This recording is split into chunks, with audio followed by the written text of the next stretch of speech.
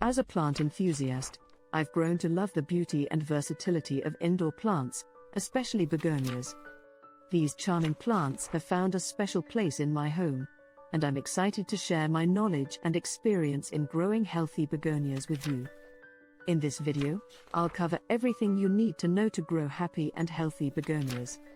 Begonias require bright, indirect light to thrive. I place my begonias near windows with filtered light or use a grow light if needed to avoid direct sunlight that may scorch the leaves. By ensuring the right lighting conditions, my begonias can grow strong and produce vibrant foliage and flowers. Proper watering is crucial for begonia health. I water my begonias when the top inch of the soil feels dry, taking care to avoid overwatering, which can lead to root rot. To ensure even moisture distribution, I water the plant's base, avoiding wetting the leaves to prevent fungal issues. Using a well-draining potting mix also helps prevent waterlogging and promotes healthy root growth.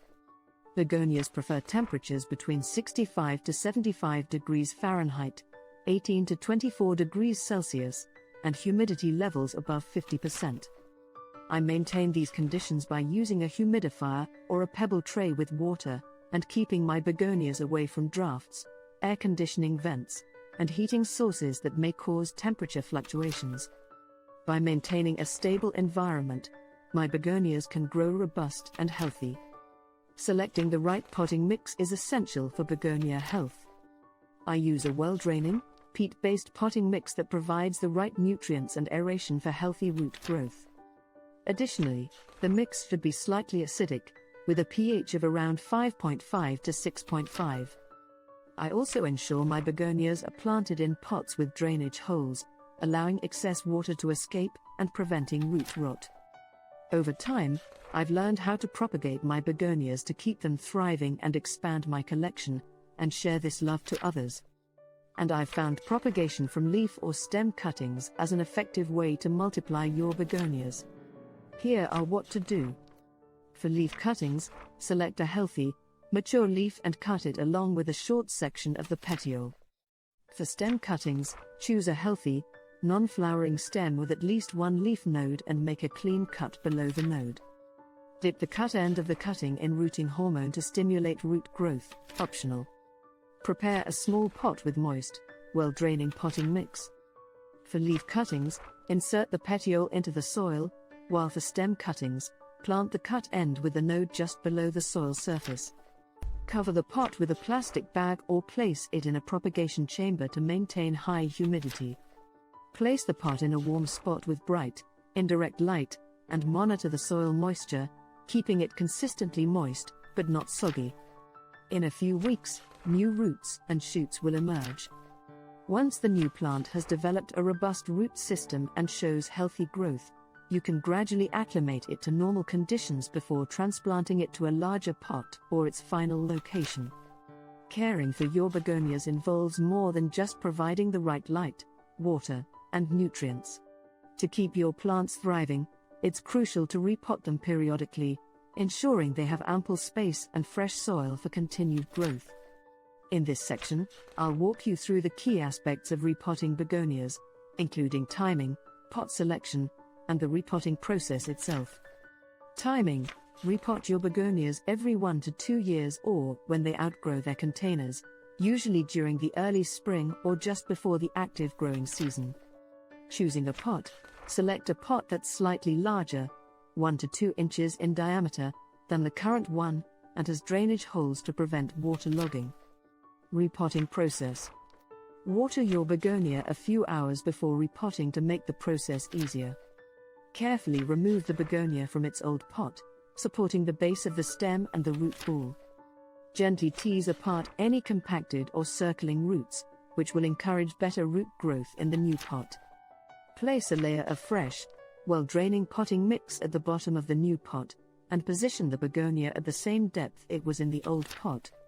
Fill the pot with fresh potting mix, gently firming it down around the roots, and water the plant to settle the soil.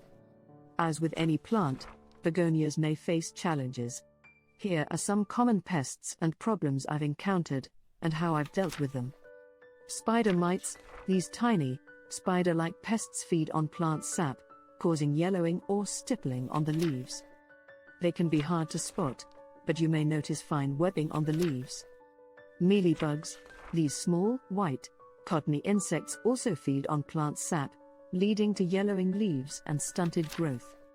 Aphids, these small, pear-shaped insects cluster on new growth and the undersides of leaves, causing leaf curling, distortion, and yellowing. To treat infestations, I inspect my begonias regularly and take action as soon as I spot any pests. I use insecticidal soap.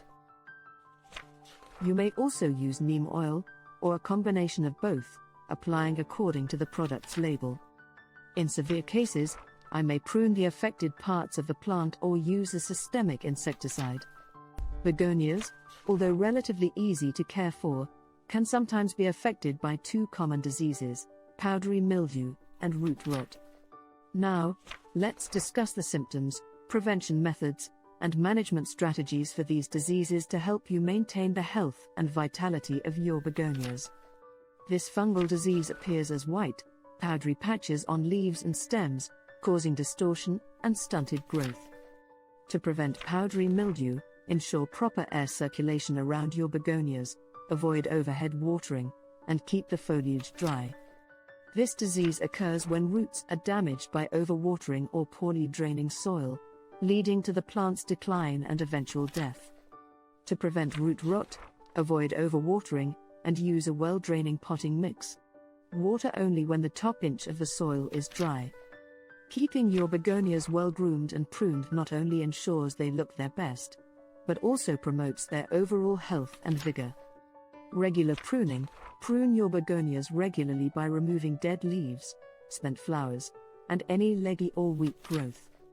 This helps maintain the plant's shape, encourages bushier growth, and improves air circulation, which reduces the risk of diseases. Pinching back: for bushier plants, pinch back the growing tips of stems by removing the top 1 to 2 inches. This encourages branching and creates a fuller, more compact plant. Timing: the best time to prune begonias is in late winter or early spring, just before the growing season begins. However, you can remove dead leaves and flowers as needed throughout the year. Cleaning leaves: wipe the leaves of your begonias with a damp cloth or soft sponge to remove dust, dirt, and any small pests. This keeps the leaves looking vibrant and healthy, and allows them to photosynthesize more efficiently. Inspecting for pests: while grooming your begonias, keep an eye out for any signs of pests or diseases. Early detection and treatment are essential for maintaining the health of your plants. Supporting stems: some begonia varieties may require staking or support to prevent their stems from breaking under the weight of heavy flowers or foliage. Use stakes, small trellises, or peony rings to provide the necessary support. Growing begonias has been a rewarding experience for me, and I'm confident that with these tips and guidelines, you can successfully cultivate a healthy indoor begonia garden. The beauty and variety of begonias make them an excellent addition to any home, and their relatively low maintenance requirements make them a joy to care for.